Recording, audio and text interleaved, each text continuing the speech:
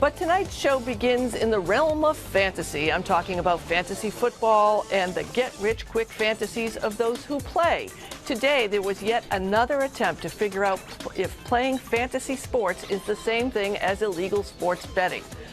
The person who blew the whistle but didn't call the game is Massachusetts Attorney General Maura Healey. She said, fantasy sports companies like FanDuel and DraftKings cry out for regulation. She said the reality of the games is that the average player has almost no chance of striking it rich, but an elite few are grabbing all the winnings. In many contests, less than 2% of the people win 90% of the prizes. That's because there's a small set of professional players who have figured out advanced ways to win a majority of the games. My guest is Michael Coyne of the Massachusetts School of Law. Michael, welcome in. I'm so excited about this. This whole story gets me going. I know the answer is federalism, but why is it illegal in New York and shut down, but questionable in Massachusetts and still operating? Because the federal government has historically allowed each state to decide what its rules on gambling are, what they want to do with respect to the lottery. It's why that we have gambling has for many years been legal in Nevada, just recently in Mass. Each state is left to their own choices with respect to it, and now we've got the biggest choice of all that's come along in recent history, which is the fantasy sports sites. But the access of doing it online, I mean, we can say it's illegal, but you can still play it. You can play it absolutely anywhere, and that's the beauty of the whole online gambling venue, is that the fact is that it affects a wide amount of people, and in virtually every state. While we started with some of these sites actually doing their gambling offshore in an effort to try and avoid regulation of Massachusetts laws and other states' laws, now we have the Attorney General weighing in on it with respect to whether, under what conditions, this will be allowed to exist as she sees it. Well, Attorney General Maura Healey basically painted a picture today of a very predatory business, and saying that these are businesses that can take advantage of average people. There are people who are susceptible, people under 21, people who may have gambling addictions. And she laid out a whole framework of things that need to be put in place to protect the public. And then she didn't ban it for the year. She just, maybe next year we'll get to this and, we'll get these laws put in place.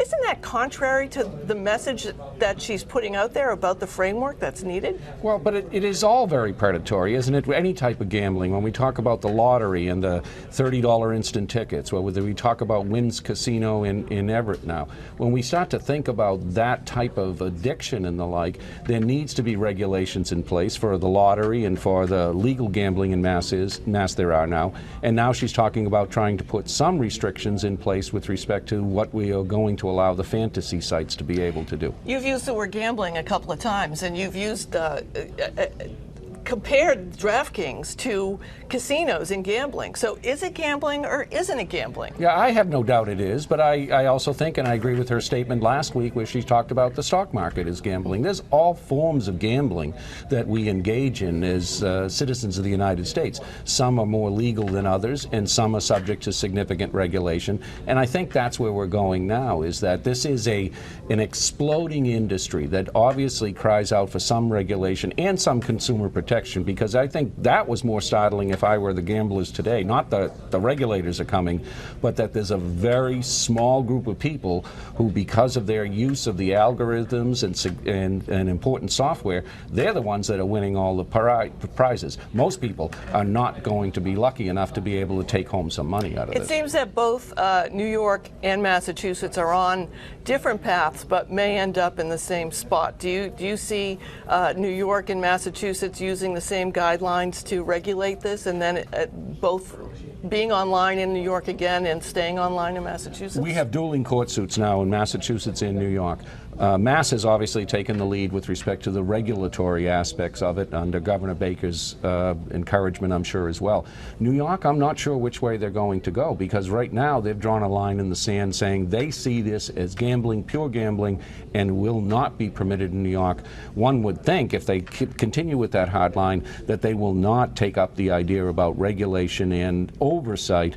But my guess is when people start to look at the money and start to think about, well, if 10% off the top goes to the regulators and to try and make sure that there's consumer protection involved, we might see more cooler heads say, well, let's allow this industry to really be able to take root as long as there are safeguards for all the consumers involved. So if I'm a 19-year-old and I'm a Massachusetts resident, I play on DraftKings, I lose a lot of money, can I sue DraftKings or the state for saying, listen, it obviously is a problem, but you didn't do anything to protect me? Well, there's been suits by gamblers over time because of their addiction and the like.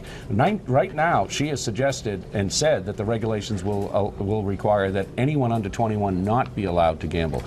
We both know there's always going to be a lawyer out there who will, in fact, take that suit to try and encourage the industry